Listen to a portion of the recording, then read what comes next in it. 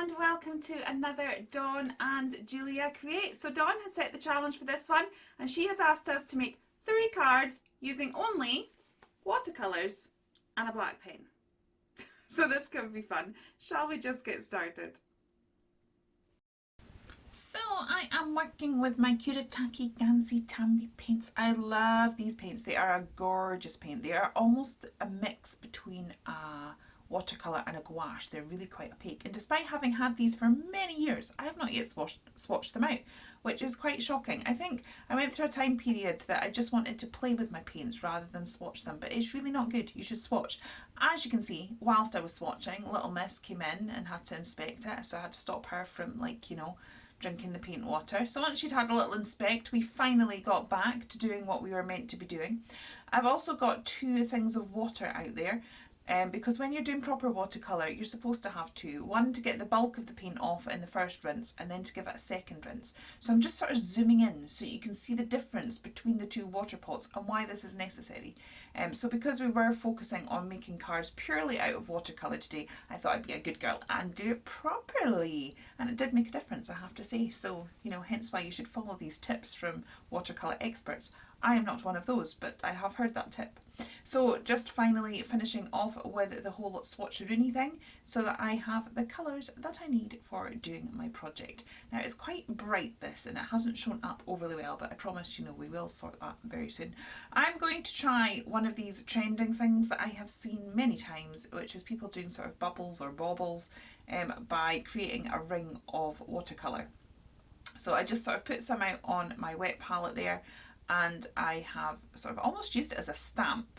And then once I've done that, I am dragging the colour in. Now, as I said, this is quite bright, so it's not showing the colour in. So I end up kind of adding a little bit extra colour as well, just to sort of put it in. And I just thought this would be a nice, quick and simple start to making a watercolour card. So we finally just finished that by splattering some water, let it all dry. So that dried overnight. And then, as you can see, I'm doing very loose scribbling. I'm holding my pen quite far back and just sort of emphasising those circles, drawing a few extra dots, and then edging. Now, as you can see, the paper is quite wrinkled, so at this point it goes under a pile of books until it's ready to be mounted onto a card, and I start working on the next ones. Although in reality I was working on all 3 at the same time, because there's quite a lot of drying stages in between. So it was a good way of doing it, but just for the video to make sense, I have sort of edited it together so that we see one card from start to finish. So this, I sort of drew on some swirls with the paint, sprayed it with water to make it like nice and loose. I was wanting to go for a real abstract type idea here. This is something that I have seen and really like, so I let that dry, as you can see. And now I'm kind of almost wanting to turn those swirls into abstract wreaths. So I am just using the shape of my brush to create the leaves, literally just pressing it down so that you get a shape with the brush. There's sort of no painting or artistry involved. I'm literally just splodging down the paint. So I actually think Dawn has chosen this challenge because she's heard me say on multiple occasions that I want to improve my watercolouring. And I want to sort of pick out my watercolours far more often than I do. I have a whole box of them. I've got masses of them, and I very rarely play with them. So it is my goal for 2024 to become more proficient at watercolouring.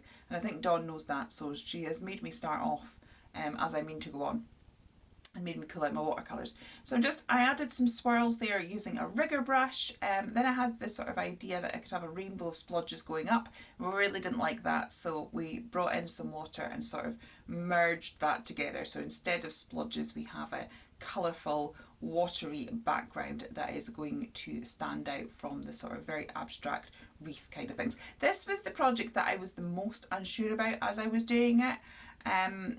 But it turned out to be my favourite of all of them. So once that had dried again, I then went in with some deep red, and I'm just sort of putting some dots around the swirly wreaths. They're not really meant to be wreaths, they're meant to be some sort of abstractness. But you know, wreaths is the easiest way for me to describe it whilst voicing it.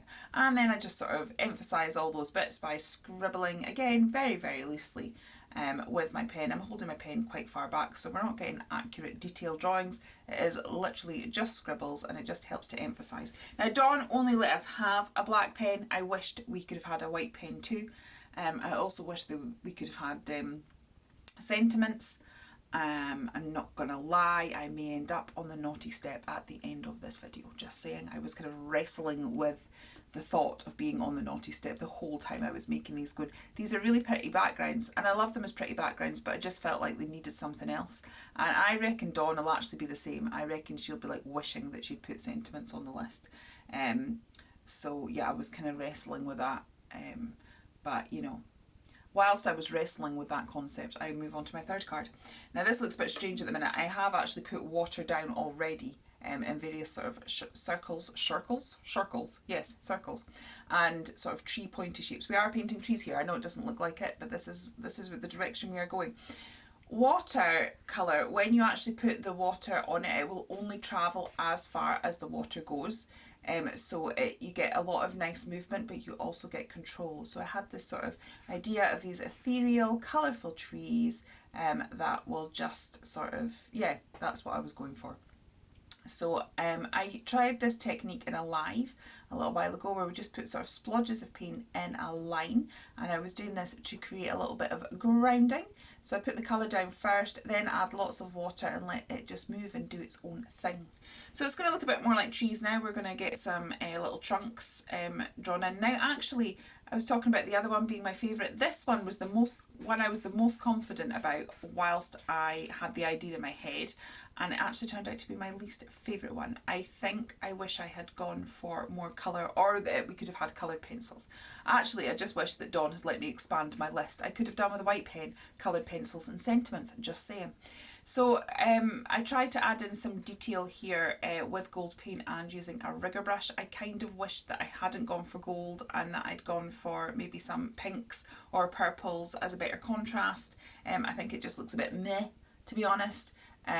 But I think I'm going to revisit this one and try and make it. My cat is desperately scratching at the door, so I'm hoping that the sound of that doesn't come through. I'm so close to finishing the voiceover, she can just wait.